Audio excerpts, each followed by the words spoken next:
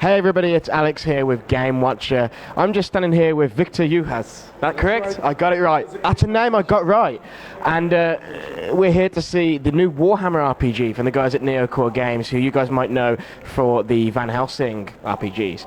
So, I suppose the first and obvious question is, how did you guys end up working with the Warhammer guys?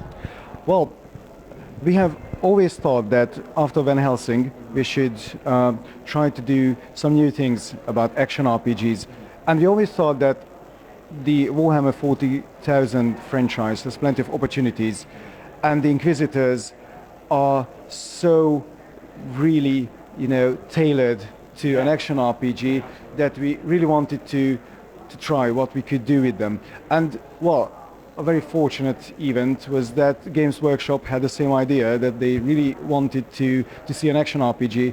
So I would say that it was a match made in heaven. Nice.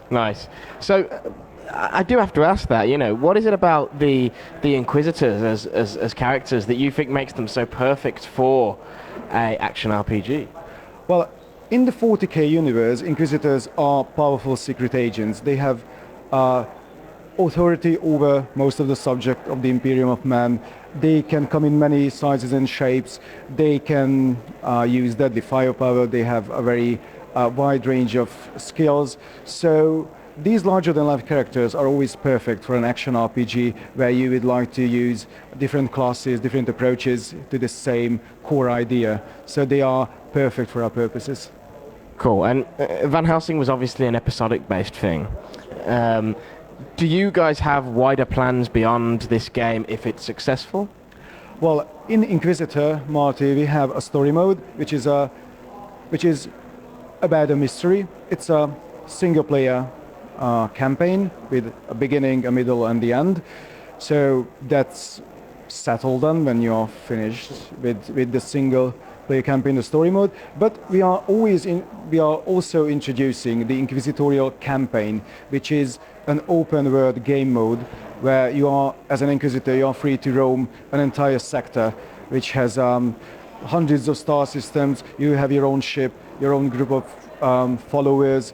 So you are going to go on open missions which are action RPG kind of maps.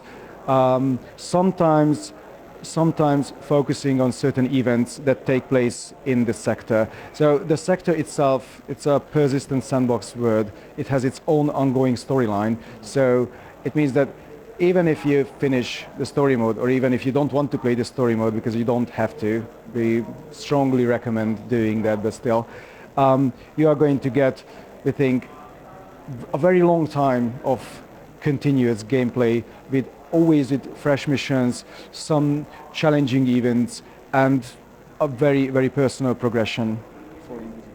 Awesome. So, along those lines, you obviously work on the story. That's your main deal.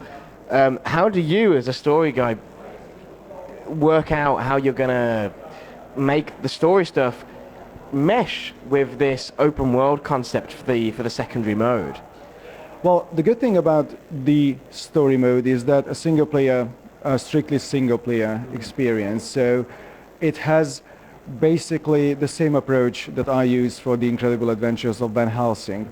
And the ongoing story of the Inquisitorial campaign gives us, and the players as well, a huge freedom, because all these ongoing storylines will be affected by decision made by the players. It's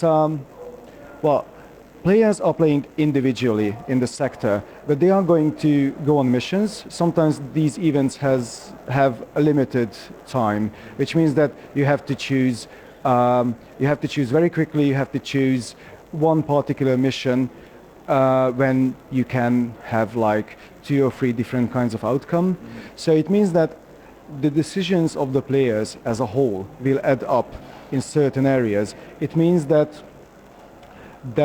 events will have consequences, and these consequences will shape the storyline of the sector.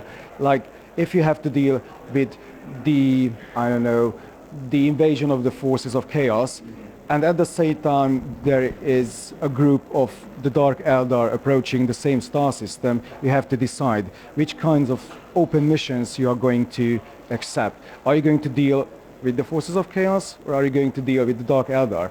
And we are going to use a sort of a metagame layer where we see the majority, well, the entirety of the players as the community, what was the most popular decision, and that will determine the outcome of that particular event, and that will give us the consequence. So we are going to build the next event on the consequences. So we really think that it will keep the storyline going for a very, very long time. Nice. And this also relates to story. Seems like you're the right person to ask. These seem like, you know, to me they always seem like quite gruff, quite solitary characters almost. Obviously in Van Helsing you had a sidekick character which allows for a lot of dialogue back and forth in the single player mode. So how are you going to handle that? Are you going to go for the same sort of thing again, or are you trying to find a way to make these solitary characters without them just having the monologue all the time? This is a very good question, because we didn't want to repeat the same things we've already done with Van Helsing, but we don't really want to have a character that's just walking all around, talking to himself, mumbling, or herself, because we will have a female Inquisitor as well.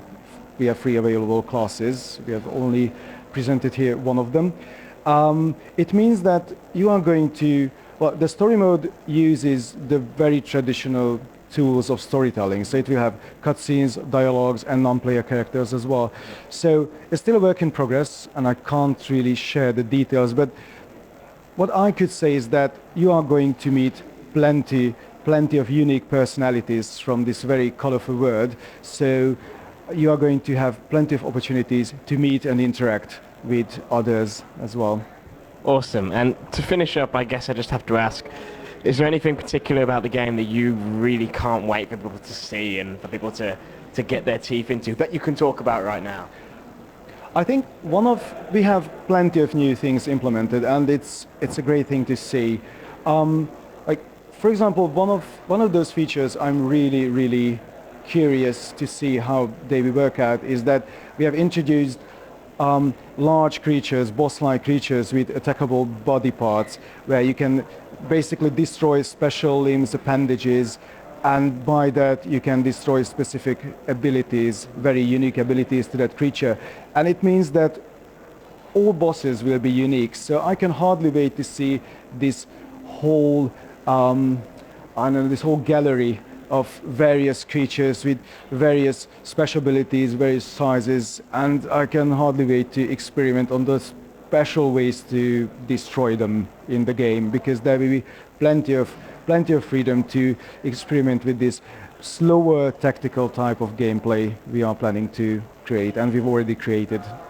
Awesome. It really sounds like the game has a hell of a lot going on, and it sounds like it's really going to be great for fans of the 40k universe as well. Like, we really hope so. Hearing you talk about it both here and in the presentation, it sounds like you've really got your teeth into that universe, and it's a very big universe. It is, so, and it's very good for our purposes. Awesome. So you can look forward to that. That's going to be out in 2016, right? That's right. Awesome. When it's done. And when it's done, of course. So you can look out for that, and we'll of course have more coverage as it approaches launch here on GameWatcher. See you next time, guys. Bye-bye.